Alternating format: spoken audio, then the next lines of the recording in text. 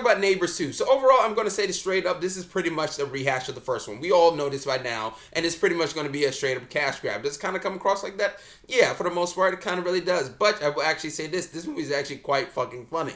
The thing about the first one was, I didn't think it was really that spectacular, but for some reason I actually managed to laugh at this one, maybe because my expectations were a little bit too low.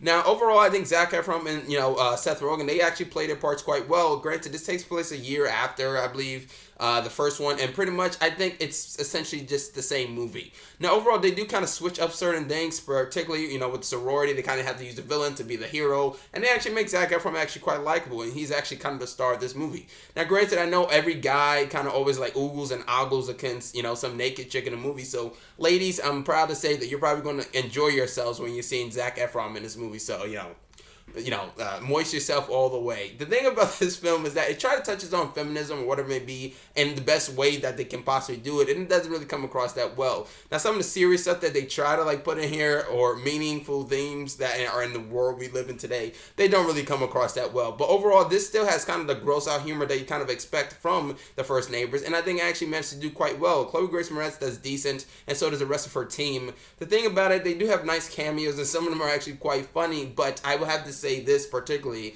is that I feel as if the first one, or this one particularly, this one felt like it went a little bit too soft. SAWFT, soft. If you understand that reference, awesome. The thing about it though, I feel like the first one partied a little bit more harder, and I feel like they were a bigger rival than the girls here, and it's not because they're women or whatever, it's just that I feel like the first one had more energy to it.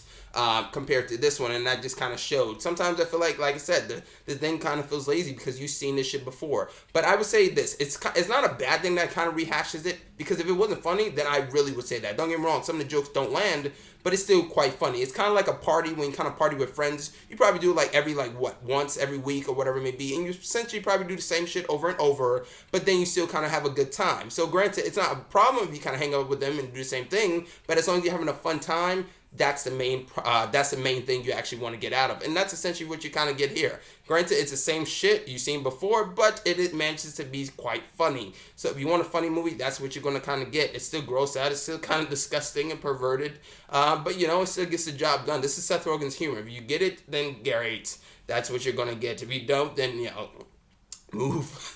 But yeah, that's pretty much all you can say about Neighbors 2. It's the same shit, but it's still kind of funny. There's nothing really to go deep into, pretty much, unless you're like a baby with a dildo. But that's about it. Comment, subscribe, and like. I'm Chris Smith, and I'm signing out.